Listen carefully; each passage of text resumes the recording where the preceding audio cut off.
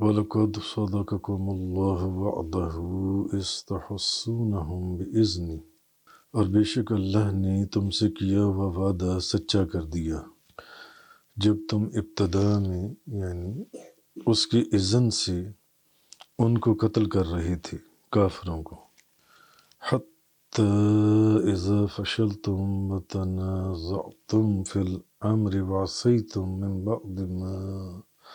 اراکم ما تحبون، حتیٰ کہ جب تم نے بزدلی دکھائی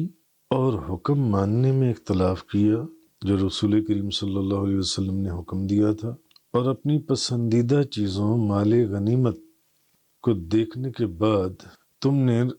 رسول اللہ صلی اللہ علیہ وسلم کی نافرمانی کی۔ منکم من یرید الدنیا ومنکم من یرید الآخرہ، تم میں سے بعض دنیا کا ارادہ کر رہے تھے اور بعض آخرت کا ارادہ کر رہے تھے۔ ثم صرفکم عنہم لیبتلیکم ولقد عفا عنکم واللہ ذو فضل علی المؤمنین، پھر اللہ نے تم کو ان سے پھیر لیا تاکہ وہ تمہیں آزمائش میں ڈالے، اور بے شک اس نے تم کو معاف کر دیا، اور اللہ ایمان والوں پر بہت فضل کرنے والا ہے۔ تو یہ آپ جانتے ہیں کہ پچھلی بے شمار آیات سے غزوہ احد کا ذکر چل رہا ہے۔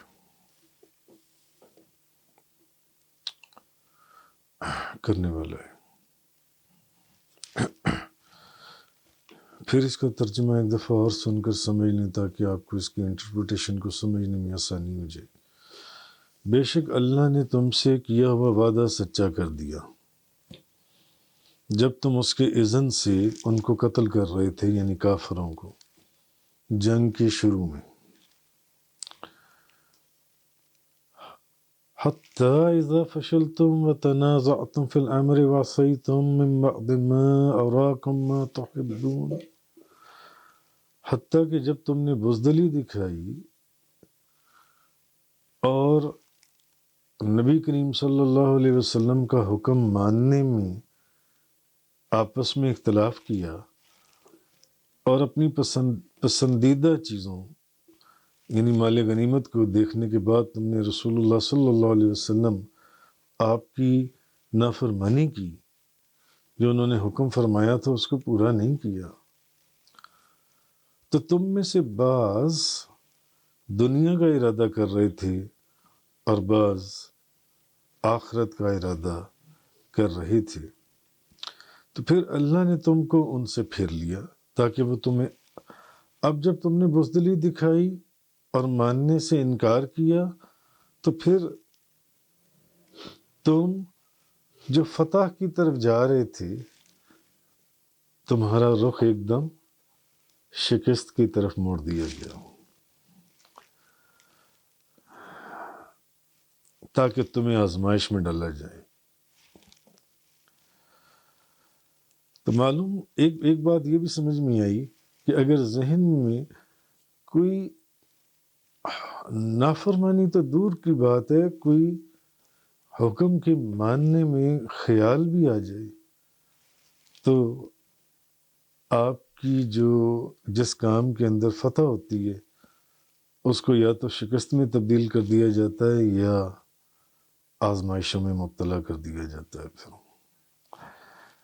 تو تمہیں آزمائش میں ڈالے، اور بے شک اس نے، یہ اس کا فضل تھا اور کرم تھا کہ اس نے پھر بھی تمہیں معاف کر دیا، اور اللہ ایمان والوں پر بہت فضل کرنے والا ہے۔ اب پھر اس کی تفسیر میں کہ جب نبی پاک صلی اللہ علیہ وسلم جنگ احد کے بعد مدینہ منورہ لوٹ آئے، اس جنگ کے اندر 70 مسلمان شہید ہو چکے تھے، اور ابھی اسلام کی ابتدا تھی، اور یہ کتنا بڑا اسلام کا، مسلمانوں کا نقصان تھا، یہ جس فتح کو شکست کے اندر تبدیل ہو گئی۔ 70 مسلمان صحابہ کرام شہید کر دیے گئے، اس ایک دن جنگ احد والے دن جو ان سے تو اور بے شمار مسلمان زخمی ہوئے، تو اس وقت بعض جو مسلمان تھے انہوں نے کہا کہ ہم ہار کیسے گئے، ہمیں شکست کیسے ہو گئی، ہم سے تو اللہ نے مدد کا وعدہ فرمایا تھا، ہم سے تو اللہ نے مدد کا وعدہ فرمایا تھا، تو جب خدا نے ہم سے مدد کا وعدہ کیا تھا تو پھر ہمیں شکست کیسی ہو گئی، ہم جنگ میں ہار کیسے گئے، ہمارے 70 بھائی اور دوست اور اصحاب شہید کر دیے گئے۔ تو اس وقت یہ آیت نازل ہوئی، اس وقت کہ بے شک اللہ نے تم سے کیا ہوا اپنا وعدہ جون سے وہ سچا کر دیا، جب تم ابتدا میں اس کے اذن سے کافروں کو قتل کر رہے تھے، تم تو فتح کی طرف جا رہے تھے، بلکہ کافروں نے تو دوڑ لگا دی تھی۔ یہ تو فتح شکست کی طرف اس وقت منتقل ہوئی،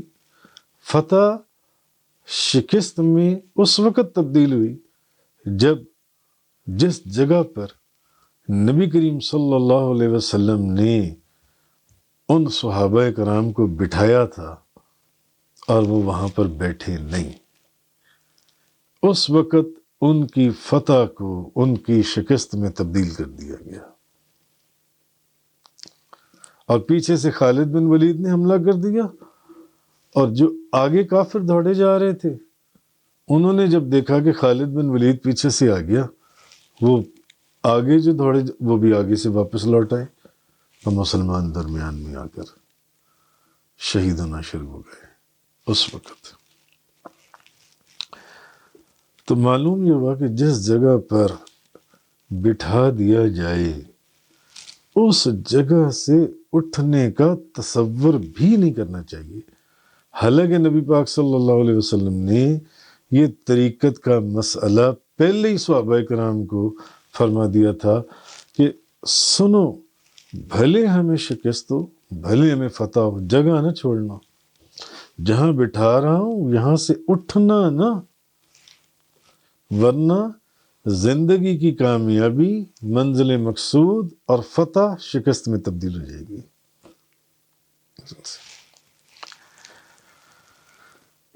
تو کیونکہ جنگ احد کے شروع میں مسلمانوں نے، آپ اگر پیچھے جو سارا پڑھ رہے ہیں، مشرکوں کے بے شمار لوگ قتل کیے، اور مشرکین کے 7 علمبردار مارے گئے، جھنڈا اٹھانے والے جن سے 7 علمبردار مارے گئے، اور مسلمان تو فتح حاصل کر چکے تھے، مگر صرف ان کی نافرمانی کی وجہ سے جو انہوں نے نبی پاک صلی اللہ علیہ وسلم کی بارگاہ میں کی، کہ جہاں ان کو بٹھایا گیا تھا وہ اٹھ گئے، وہ وہاں بیٹھے نہیں جہاں حضور نے کہا تھا کہ یہاں بیٹھ جاؤ، اس فتح کو ان کی شکست میں تبدیل کر دیا گیا۔ تو اس وقت مسلمانوں کو شروع میں فتح حاصل ہو رہی تھی، جب ان کے علمبردار مارے جا رہے تھے، کافر بھاگ گئے، اور مسلمان ان کا مال غنیمت حاصل کرنے، اب انہوں نے لکھا ہے لوٹنے کے لیے، مگر ان کا مال غنیمت حاصل کرنے کے لیے جو ان سے نبی کریم صلی اللہ وہ اس سامان کی طرف دوڑے۔ تو نبی پاک صلی اللہ علیہ وسلم نے جو احد پہاڑ کے اوپر جو 50 تیر انداز جن لوگوں کو بٹھایا تھا، اور حضور نے فرمایا تھا کہ بھلے ہمیں فتح ہو، بھلے ہمیں شکست ہو، تم نے یہ جگہ نہیں چھوڑنی۔ تو جب ان تیر اندازوں نے ان مسلمانوں کو مال غنیمت کو اکٹھا کرتے ہوئے دیکھا، تو انہوں نے کہا کہ ہم بھی جا کر مال غنیمت جن سے وہ اکٹھا کرتی ہیں۔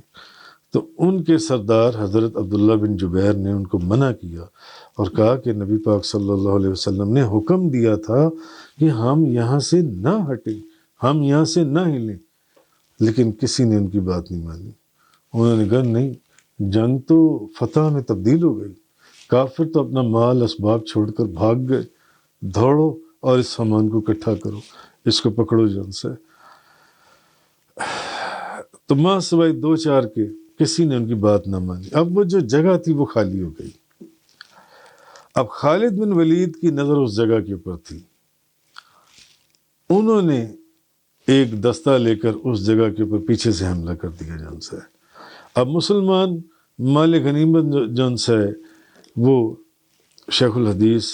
علامہ غلام رسول سعیدی صاحب فرماتے ہیں کہ مسلمان اس وقت مال غنیمت لوٹنے میں مصروف تھے، مال غنیمت لوٹ رہے تھے کہ اچانک ان کے سروں پر تلواریں برسنے لگیں اور وہ گھبرا کر افراتفری میں بھاگے۔ تو اس طرح اللہ تعالیٰ نے جو ان کو فتح دی ہوئی تھی وہ مسلمانوں کے اختلاف اور فقط نبی کریم صلی اللہ علیہ وسلم کی بات نہ ماننے کی وجہ سے، کہ حضور نے فرمایا تھا کہ یہاں بیٹھ جاؤ، مگر وہ وہاں اس جگہ کے اوپر نہیں بیٹھے، اللہ تعالیٰ نے ان کی نافرمانی کی وجہ سے اس فتح کو شکست میں بدل دیا۔ تو احد پہاڑ کی پشت پر جو تیر انداز مقرر کیے گئے تھے ان کے 2 گروہ تھے۔ اب ان میں ایک گروہ وہ تھا جو مال غنیمت کے پیچھے دوڑ رہا تھا، اور ایک گروہ اپنی جگہ پر قائم تھا، جس میں حضرت عبداللہ بن جبیر وغیرہ ان کو روک رہے تھے کہ نہ جاؤ۔ اچھا، پھر وہ گروہ جو اپنی جگہ قائم رہا، اب جب پیچھے سے دشمن پیچھے سے انہوں نے حملہ کیا، اب وہ جو آدھے سے زیادہ لوگ تھے وہ تو مال غنیمت اکٹھا کرنے جا چکے ہوئے تھے، تو اب اگر وہ بھی وہاں پر رہتے تو جیسے اور لوگ شہید ہو رہے تھے وہ بھی شہید ہو جاتے۔ تو پھر انہوں نے جو ان سے یہ جائز سمجھا کہ وہ کسی اور جگہ پر چلے جائیں، اپنی جگہ کو تبدیل کر دیں اور وہاں جا کر دشمن کا مقابلہ کریں۔ اسی لیے اس وقت انہی حالات کی وجہ سے پھر نبی پاک صلی اللہ علیہ وسلم صحابہ کرام کی ایک جماعت کے ساتھ احد پہاڑ پر ایک محفوظ جگہ پر چلے گئے، جن سے ایک دوسرے مقام پر چلے گئے جو احد پہاڑ کے بالکل سامنے تھا، کچھ دور، کچھ فاصلے پر۔ تو جو صحابہ مال غنیمت لینے کے لیے چلے گئے تھے ان کے متعلق فرمایا اللہ پاک نے کہ بے شک اس نے تم کو معاف کر دیا اور اللہ ایمان والوں پر بہت فضل کرنے والا ہے۔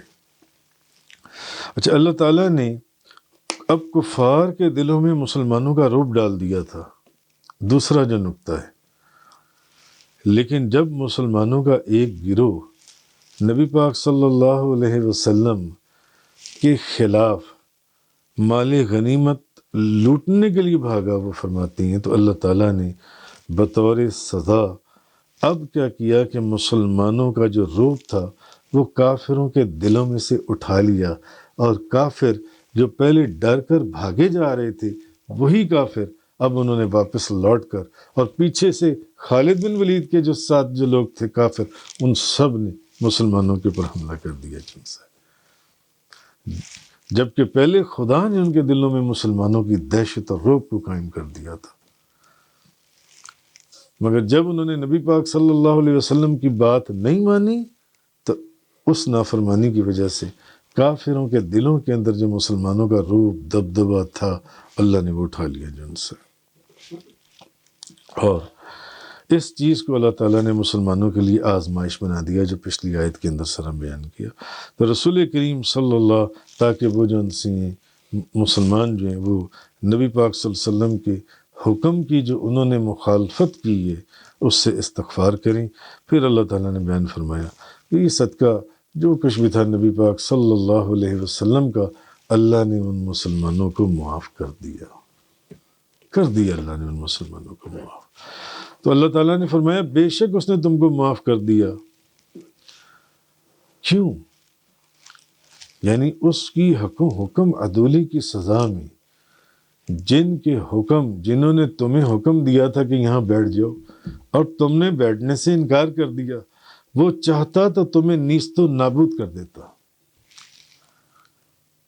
مگر اس نے تمہیں نیست و نابود نہیں کیا اور تمہاری لغزش کو معاف کر دیا۔ تو جہاد میں پیٹھ موڑ کر بھاگنا جو ہے یہ بھی گناہ کبیرہ ہے۔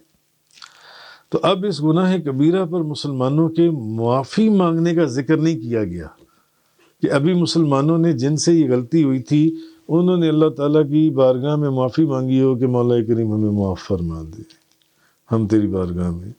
توبہ کرتے ہیں، ہمیں معاف۔ یہاں معافی مانگنے کا ذکر نہیں کیا گیا، بلکہ اللہ تعالیٰ نے اپنے فضل سے بغیر توبہ اور استغفار کے مسلمانوں کے اس گناہ کو معاف کر دیا، اس گناہ کبیرہ کو اللہ تعالیٰ نے بخش دیا تھا۔ اس لیے اللہ تعالیٰ نے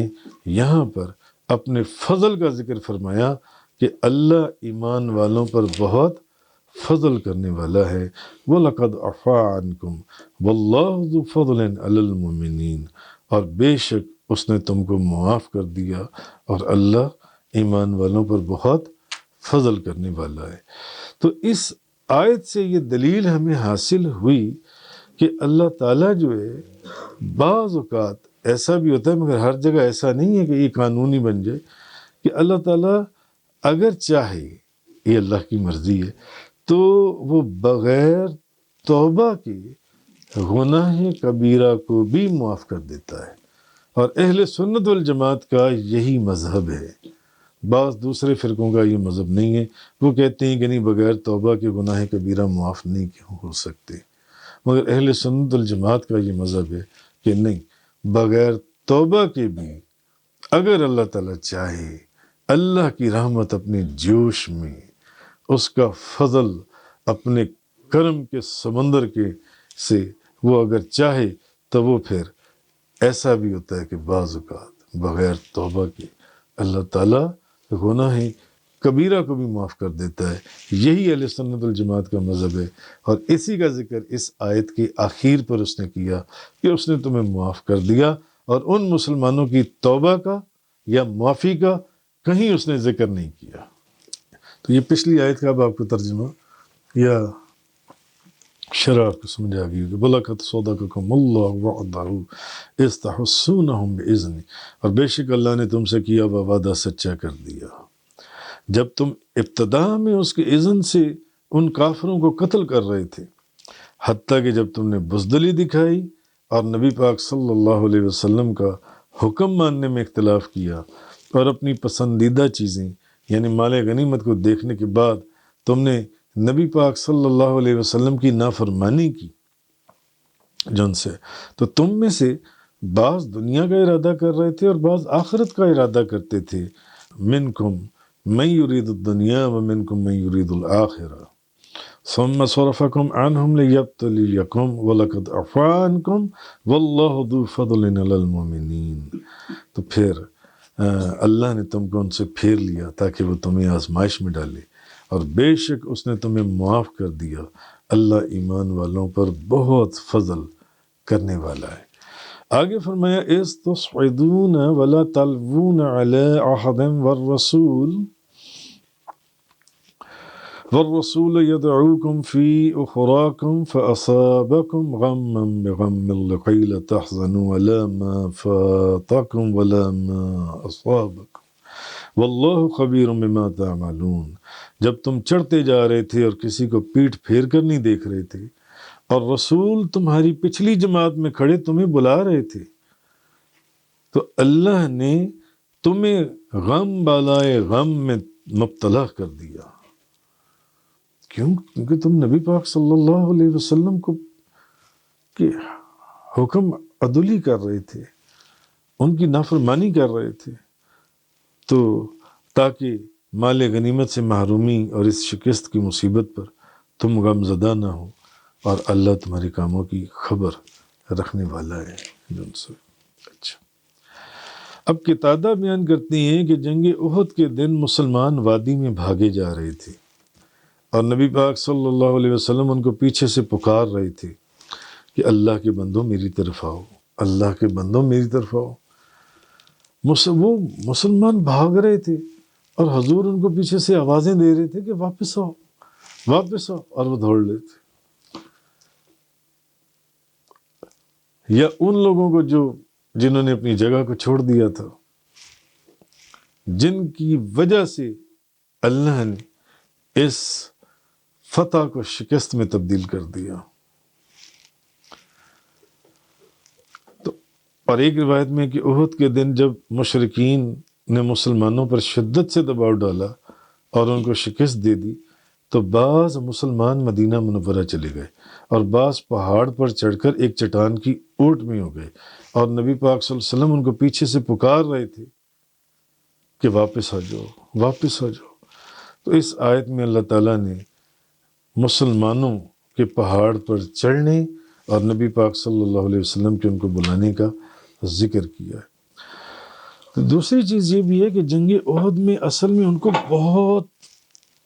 غم اور صدمے کا سابقہ پڑا تھا۔ ایک صدمہ تو یہ تھا کہ جانی اور مالی نقصان کا غم تھا، 70 مسلمان اور 70 اصحاب شہید کر دیے گئے، صرف ان کی اس حکم عدولی یا نافرمانی کی وجہ سے جو انہیں حکم دیا گیا تھا انہوں نے اس حکم کے اوپر عمل نہیں کیا۔ صرف ان کا اپنا نقصان نہیں ہوا، انہوں نے دوسروں کا بھی نقصان کیا۔ جن کو کہا گیا تھا کہ تم یہاں بیٹھ جاؤ مگر انہوں نے وہاں بیٹھنے سے انکار کر دیا اور وہاں سے اپنی جگہ چھوڑ دی انہوں نے۔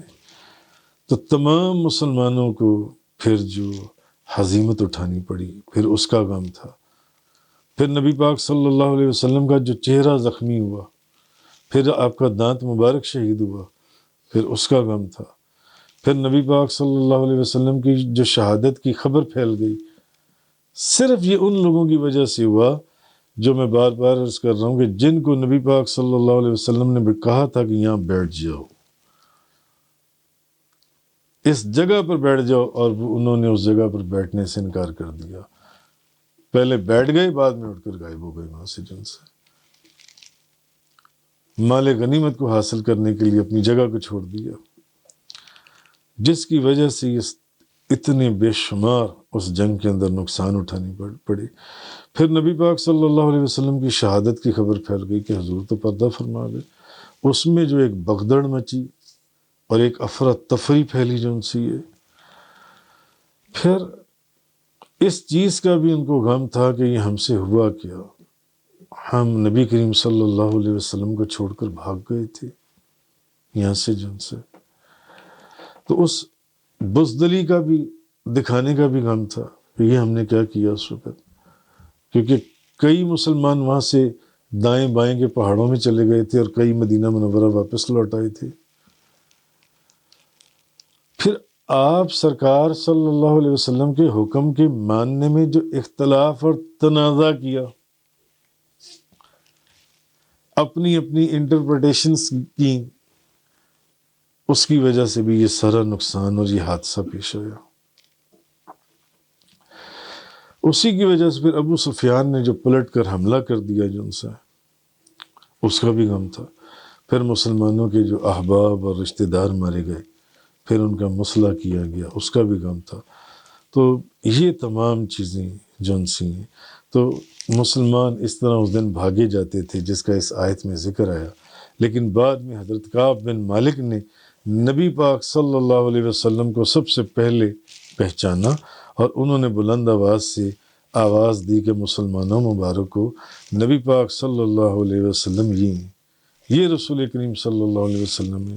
آپ شہید نہیں ہوئے اور ان کو خاموش ہونے کا، تو نبی پاک صلی اللہ علیہ وسلم نے حضرت کعب بن مالک کو خاموش ہونے کا اشارہ کیا۔ تو پھر آہستہ آہستہ جو وہاں اس وقت مسلمان رہ گئے تھے وہ نبی پاک صلی اللہ علیہ وسلم کے پاس اکٹھے ہوتے چلے گئے۔ تو اس آیہ کریمہ کے اندر اللہ نے اس چیز کی عکاسی کی ہے کہ اذ تصعدون ولا تلوون علی احد والرسول یدعوکم فی اخراکم فاصابکم غما بغم لکي لا تحزنوا علی ما فاتکم ولا ما اصابکم، کہ غم بالائے غم میں پھر ان کو غموں کے اوپر غموں میں ان کو مبتلا کر دیا گیا۔ واللہ خبیر بما تعملون، اللہ تمہارے کاموں سے باخبر ہے۔ اور پچھلی آیت میں آخر پر جو اللہ پاک نے فرمایا کہ یہ بھی نبی کریم صلی اللہ علیہ وسلم کی برکت، ان کی رحمت، ان کا صدقہ، اللہ تعالیٰ نے ابھی انہوں نے معافی اپنی اس نافرمانی کی